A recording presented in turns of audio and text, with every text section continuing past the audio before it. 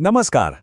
आज बात करते हैं आर्टिफिशियल इंटेलिजेंस के एक बहुत ही कमाल के कॉन्सेप्ट के बारे में।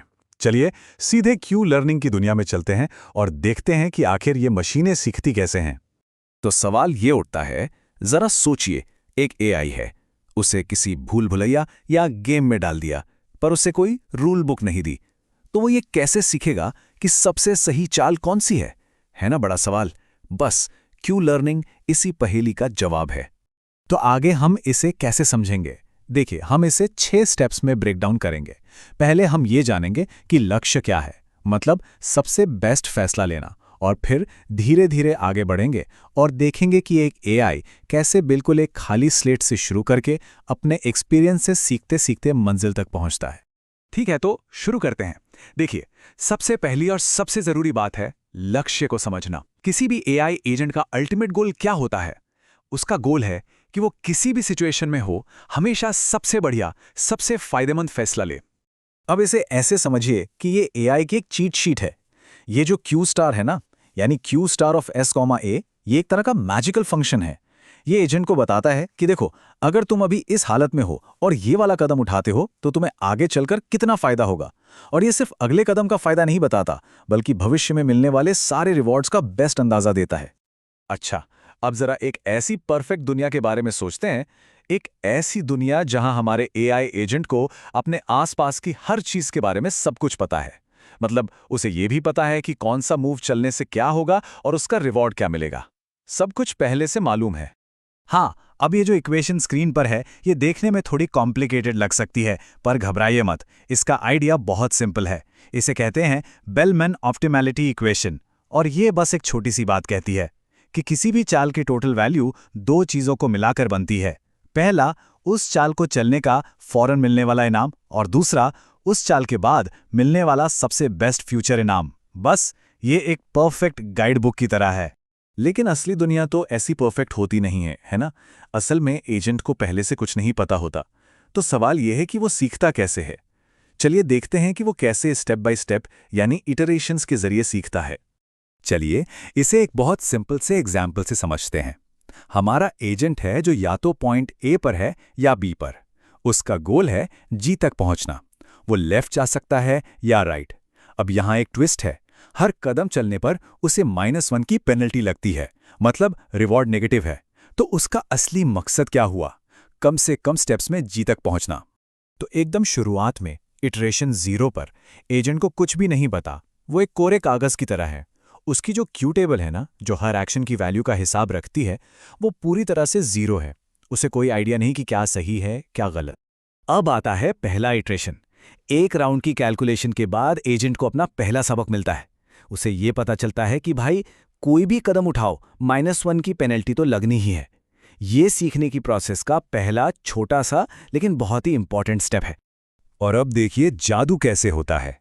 क्यू टेबल धीरे धीरे बेहतर होने लगती है। जरा Q2 के बाद Q3 वाली टेबल पर नजर डालिए। यहां कुछ इंटरेस्टिंग होता है। यहीं पहली बार एजेंट को यह समझ आता है कि अरे, पॉइंट ए से राइट जाना जिसकी वैल्यू -2 है, वो लेफ्ट जाने से तो बेहतर है जिसकी वैल्यू -3 है। मतलब अब उसे धीरे धीरे रास्ता समझ आने लगा है। और आखिर में एक ऐसा पॉइंट आता है जब क्यू टेबल में कोई बदलाव होना बंद हो जाता है। जैसे यहाँ Q4 और Q3 बिल्कुल सेम है। इसका क्या मतलब हुआ? इसका मतलब है कि एजेंट की लर्निंग पूरी हो चुकी है। अब टेबल साफ साफ बता रही है कि बेस्ट पॉलिसी क्या है। हमेशा राइट चलो।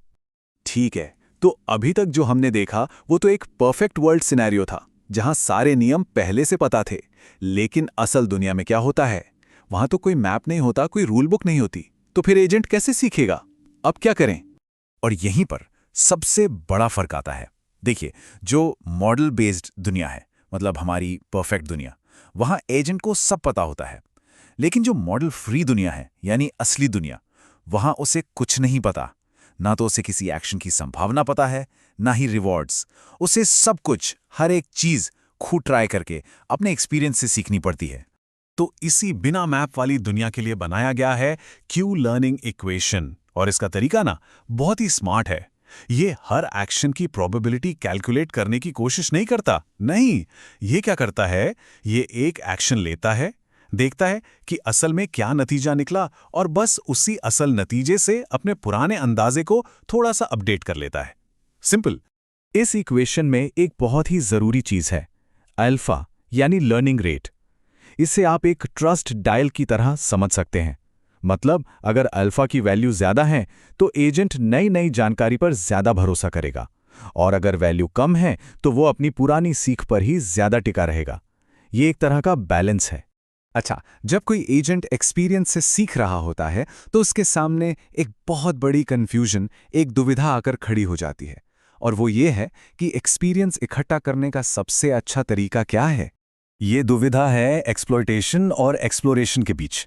मतलब क्या एजेंट को वही रास्ता अपनाना चाहिए जो उसे अब तक का सबसे बेस्ट पता है, इसे कहते हैं एक्सप्लॉयटेशन, या फिर क्या उसे कुछ नया ट्राई करना चाहिए, ये सोच करके क्या पता कोई और भी बेहतर रास्ता मिल जाए, इसे कहते हैं एक्सप्लोरेशन। दोनों के अपने फायदे भी हैं और अपने रिस्क भी। तो इस दुविधा का एक बड़ा ही शानदार सॉल्यूशन है एप्सिलॉन ग्रीडी पॉलिसी। इसका रूल बहुत सिंपल है, ज्यादातर टाइम वही करो जो तुम्हें लगता है कि बेस्ट है, लेकिन कभी-कभी एक बहुत छोटी सी प्रोबेबिलिटी के साथ कुछ भी रैंडम ट्राई कर लो। बस यही छोटा सा बैलेंस है जो सीखने का पूरा खेल बदल देता है। तो ठीक है, अब हमने सारे टुकड़ों को एक एक करके समझ लिया है, तो अब क्या करें? चलिए इन सारे पीसेस को एक साथ जोड़ते हैं और देखते हैं कि ये पूरा क्यू लर्निंग एल्गोरिदम असल में काम कैसे करता है। ये रही सीखने की पूरी रेसिपी। स्टेप 1, क्यू टेबल को सारे जीरो से शुरू करो। स्टेप 2, एप्सिलॉन ग्रीडी पॉलिसी का इस्तेमाल करके कोई एक्शन चुनो। स्टेप 3, उस एक्शन को परफॉर्म करो और देखो कि क्या रिवॉर्ड मिला और नई स्टेट क्या है। स्टेप 4, अब क्यू लर्निंग इक्वेशन से अपनी टेबल को अपडेट करो। और स्टेप 5, बस यही सब तब तक दोहराते रहो जब तक सीखना पूरा ना हो जाए। तो अगर इसे एक लाइन में समेटना हो तो क्यू लर्निंग एक ऐसा मैकेनिज्म है जिससे एक एजेंट ट्रायल एंड एरर से सीखता है, अपनी गलतियों से सीखता है। कोई उसे आके सही जवाब नहीं बताता, वो तो बस अपने एक्सपीरियंस के साथ धीरे धीरे खुद ब खुद बेहतर होता चला जाता है। तो हमने ये तो देख लिया कि एक एआई कैसे खुद ही सबसे सही फैसला लेना सीख सकता है, और ये बात हमें एक बहुत बड़े और मज़ेदार सवाल पर लाकर खड़ा कर देती है। अगर एक एआई खुद से सीख सकता है तो हमें उसे अगला सबक क्या सिखाना चाहिए? इसके बारे में सोचना वाकई बहुत दिलचस्प है।